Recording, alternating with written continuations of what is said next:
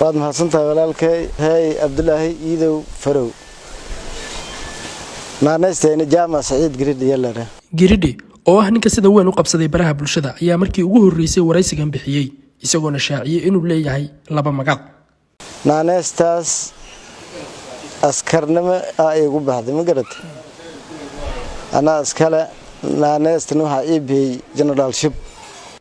Master Giridhi wuxuu sheegay inuu ku dhashay degmada Ufurow ee gobolka Bay sanadkii 1984 waa aabaha 6 caruur ah oo hadda la daalacdhacaya noloshooda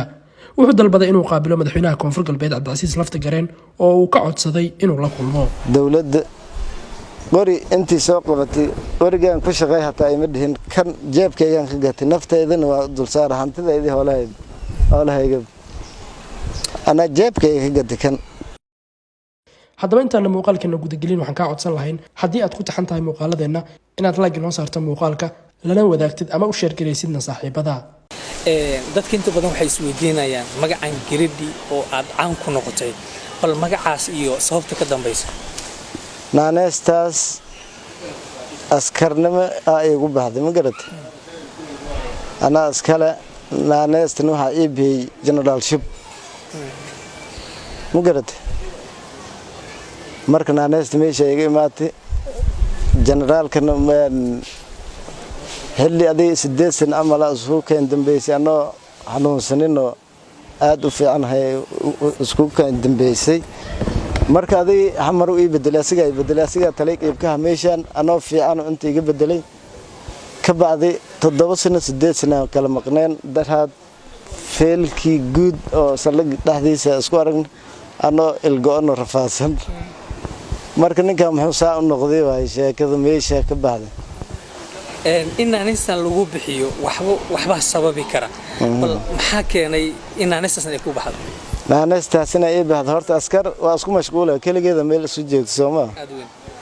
nin walba naanasa loo bixinaa marka mashquul aniga generaalka wax badan aad soo marin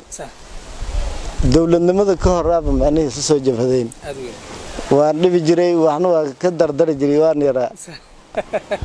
hadii wax meel dhigto waa ka hada jiray macnaheedu marka jabhadnimadii waaya tan booliisnimada gooni waay marka taariikhda horta meesha iga soo raacday Giridhi meesha iga baxday waxaad ii sheegtay inaad tahay nin ciidanka muddo aad u fog ku soo biiray bal xilligaad ku soo biirtay ilaa hadda meeqa sano ayaa u dhaxaysa tan jabhadiya ama tan dawladda markaad ku soo wada duubtay 95 ay ugu horeysay qori qaaday muddadii aad ku guda jirtay RRN aan ku qaaday 96 shanti muddadii aad ku guda jirtay waxyaabaha kuugu la yaabka badnaa ee adiga shakhsiyan aad la kulantay maxay intaan ciidanku taariikh badan kala kulmay ciidanka dhexdiisa taariikhda igu xumeed oo aan ifajciisa ka bacday wax lamid ah la arki jiray ma ogi 10 nin aan isku qabiil aan ahay asaasana jabhada ahayn 10 nin oo aan la yaqaano raabeen dhadeed magac ku lahayd aniga ugu deeyaraa 10 nin anigoo asaasana 10 gaari tiknika meel salaax ah oo geedka oo lagu heshay 10 gaari oo tiknika 10 nin aan ahayn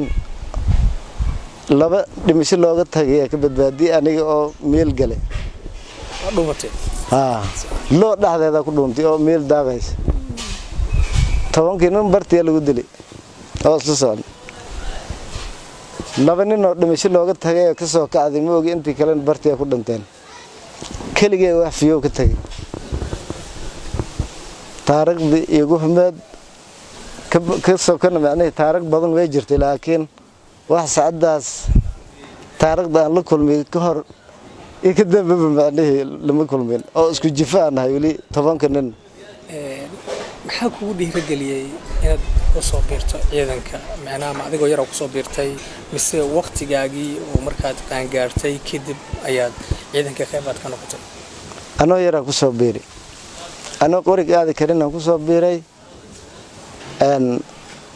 daawadii faashida askarta lagu duubayaan qaada jiray anoo qoriga qaadi karin lii dhiibayn faashida ciidanka markuu dagaalka galo markay dhaawacmaan bacmadoo liigu ridaay faashida keen cunugii faashida wadiyaa la dhihi jiray ka bacday qoriga qaatay haddana anaa sidii ugu dhex jiray intaad ciidanka ku jirtay wax garaadooyina hadda adiga aad leedahay ma jiraan oo dowladda kugu dalgashay 2007 booliiska ku biiri waagaasi dhaxdaan 2000 la ahay 2000 la ayaan ahay maadaama hadda alif la tahay bal ka war rajadaadii ciidan iyo xilligan ilaa aan ka dhinto nimankan dalka laga waayay waa sii wada halganka insha Allah hadii aliira muddada ciidanka ku jirto dagaalo fara badan aad ka qayb qaadatay sida ka muuqata ama baad iiga sheekaysay ma jiraan wax dhaawacyo oo jirkaaga ku saabsan adiga ku soo gaaray inta dagaalada ku guda jirtay maya hadda ka hor garaafay ma gaarin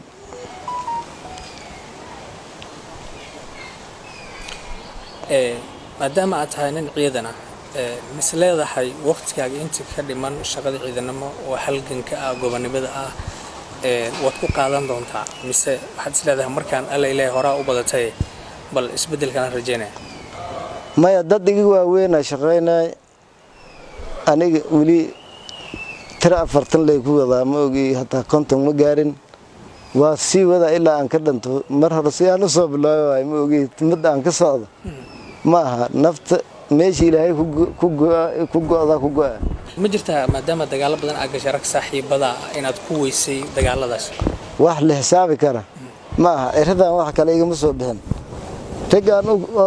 aan jeclahay horta ku dhamtay la iga soo bixin ma ogi dadkii iga waaweynaa irmala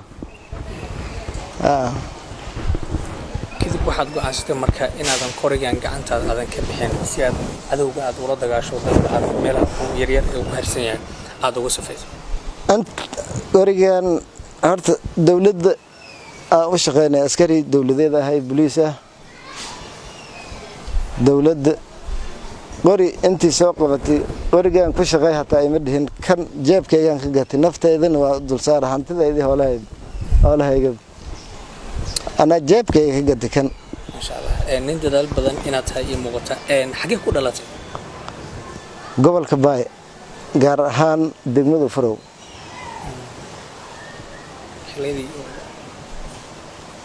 dowladii hore dowladii maxaa siyaadada adiga waxaan dhashay 84 maanta dunida maxaa ku saaran caruur markii la isku soo wado dunida waxa ay saaran 6 caruur ah 3 gabdhood iyo 3 wiil naagna hadda xaamil ay tahay imika la taagan yahay xagee ka howlgasha imika hadda la taagan yahay qeybtan rugdanta argaduud ayaan ka howlgalay adii 3 maalmood ka hor la iga soo bedelay saldhig weyn aan ka howlgalay hadda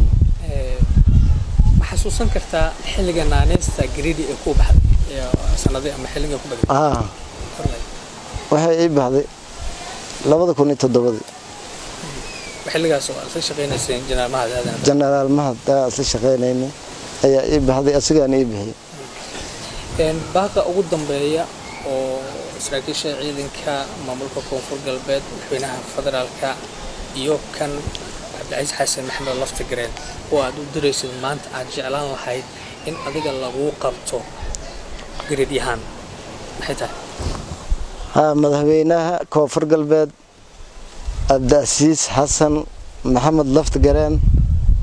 halgamiyalka kumid ay halgamiyalkii wadankan halgameer haweentahay niisan hilmaagna ku warqabo ya ku asada madaxweynaha dawladda dhaxata baan shaqeeyahayna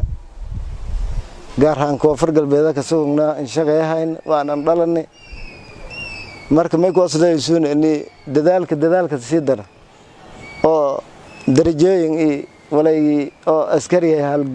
halganka daay halfadi inigu halan سجار أنا ما ينقص ده إني مثلاً لكلهم لكلهم أنا خاصة. نعم عبد العزيز.